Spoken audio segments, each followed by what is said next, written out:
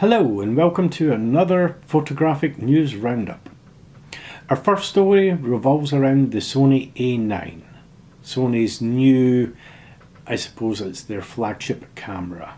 Sony's new sports camera that's meant to go head to head with Nikon D5 and the Canon 1DX Mark II, the Nikon and Canon's flagship cameras.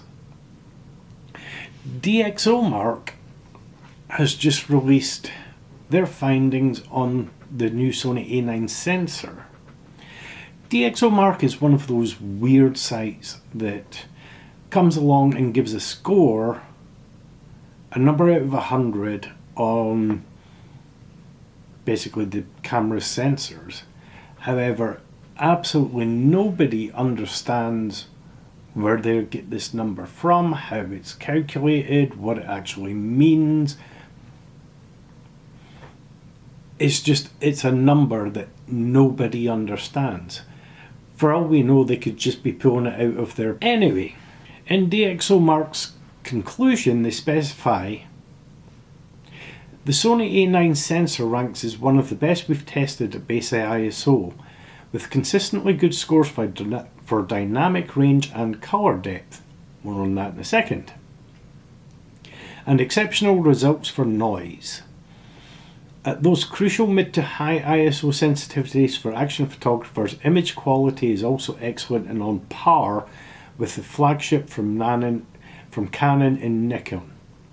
For the very best image quality, the Sony a7R II offers better results, as well as almost twice the sensor resolution, but it isn't a sports camera and can't compete for the performance against the Sony A9, so they're intended for different markets.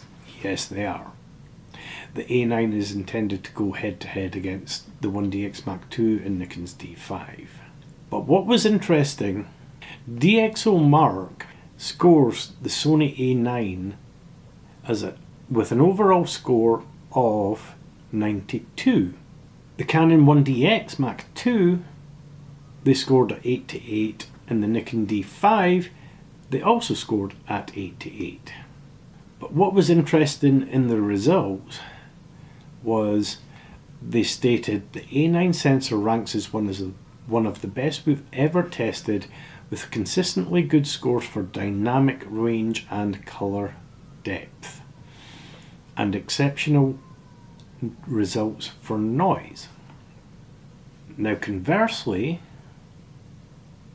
DP Review, they done a review on the Sony A9 and they stated, compared to its peers, the Sony A9 fares better than the Nikon D5 but falls slightly behind the Canon 1DX Mark II, and more so compared to the A7R II. There's an odd, almost horizontal pattern to the noise in the deepest shadows, whilst in other brighter areas of our scene this is less evident. In fact, in these areas the A9 is basically head to head with the 1DX Mark II. And they've got collaborative, quantifiable studies for this. So DxOMark says it's the best sensor ever. DP Review, after tests, says nah, not so much. The final specs for Canon's next full-frame camera, the 6D Mark II, have finally been released.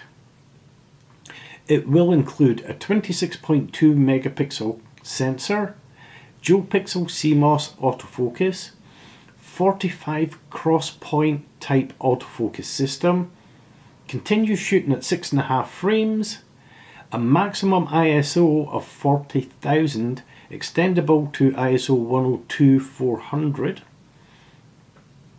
It has full HD 5-axis electronic image stabilization built in. We'll come back to that in a second. A rear liquid crystal 3.0 type ball angle very liquid crystal touch panel. Basically the same kind of touch panel that you find on 70D and an 80D. It's got Wi-Fi, Bluetooth, built-in GPS, and weighs 765 grams.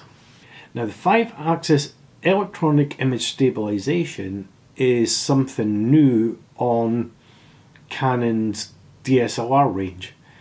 It got first introduced in the M5, their mirrorless spec, but it's never been on their sort of DSLRs. And there's not really much known about it. All that I can think, it's an electronic image stabilization. It's not the kind of image stabilization that you find on Sony's, for example. So Sony's image stabilization will be a lot better. I don't know how it works until I see some reviews on it or some explanation on how it works. The only thing that I can think of is with Sony, when you're recording video, it uses the full sensor. Canons don't. Canon crops. And on a full frame camera, like the 6D Mark II is, it's usually 1.6 times crop. Now what that basically means is you've got the full sensor, but when you shoot video on Canon, it doesn't use the full sensor, it only uses a small bit of it. Now electronic stabilization, I think, means that the picture will actually shift around inside the sensor. There'll be electronics to actually move, so it'll use different parts of the sensor to try and stabilize your shooting experience, stabilize your video. Now, the reason I'm thinking this is because it's only on video. When you shoot stills, you obviously use the full size of the sensor. Video's cropped, so there is room to play around. That's just pure speculation. I don't know if that is how Canon's doing their image stabilization, but this is the first DSLR to have electronic 5-axis stabilization in it. Although it doesn't shoot at 4K, it's only 1080p, it's going to be quite interesting to see how it fares. The 6D Mark II is getting announced next week and is expected to ship next month. Adobe Systems, the company that produces Lightroom, Photoshop, etc., has announced record revenues. The software maker Adobe has today published its financial results for the second quarter for fiscal year 2017 ending on June the 2nd, and the company reports that the record quarterly revenue of 1.77 billion, that's billion with a B. At the same time, operating income was increased by 46% and net income was increased by 53% year over year. That's a lot of money for a quarter. Part of this will come down to their new model of they don't just sell software anymore, they basically lease it. You pay $10 a month for Adobe Photoshop and Lightroom, and they've got other packages if you want, like Adobe InDesign, etc. It goes up to, I think it's $50 a month for the whole cloud suite if you want it. But their new model of leasing software rather than selling it seems to be paying dividends. Nikon has finally released prices for its 100th anniversary edition cameras and lenses. You can get a special edition Nikon D5, which is basically a Nikon D5 with some writing on it, for $8,000. Now you can pick up a brand new Nikon D5 for $6,200.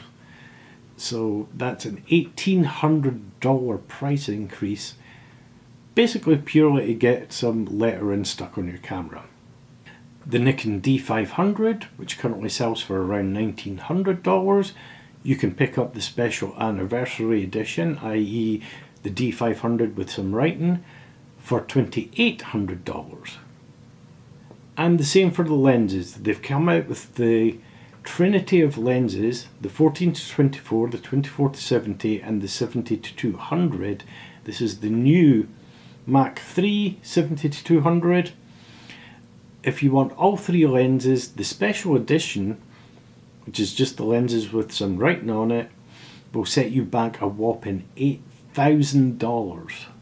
So Nikon's expecting people with money to plonk down just ludicrous amounts for a huge markup just so they can write Nikon 100 years on the side of it.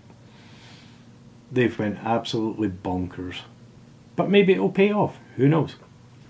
Apple computers have decided to kill off the JPEG image and instead are going with the new HEIF format.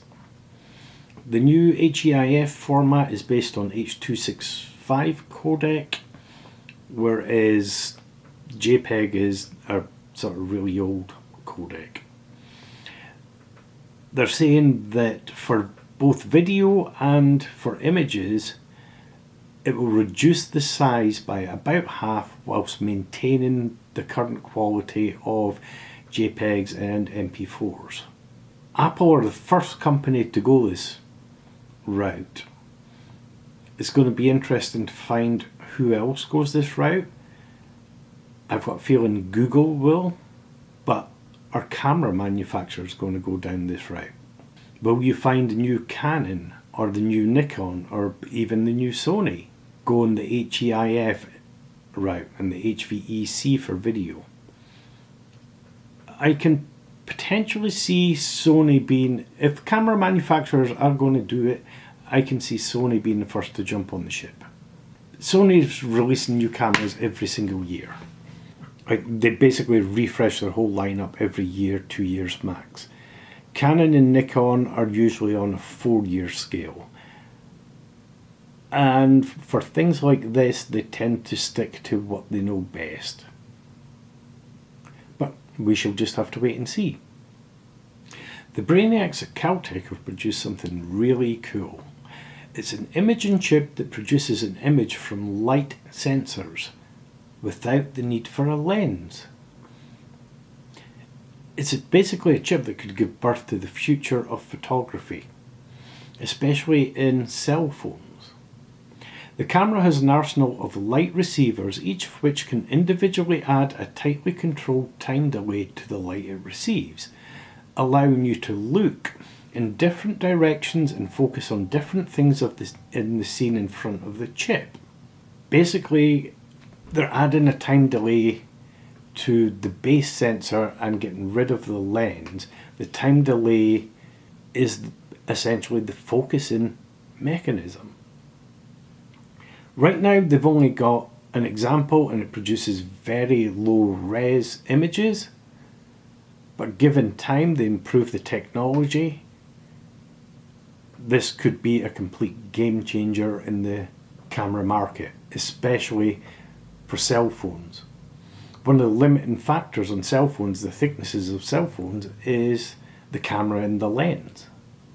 Well, if you don't need that lens, all you need is a chip, you can reduce the thickness of cell phones yet again, as if they're not thin enough as it is. And there you have it, your photo news roundup for this week. There really wasn't a lot of news this week. Maybe there'll be more next week, maybe something big will happen. We'll just need to wait and find out. And then I'll see you again next week with another photo news update.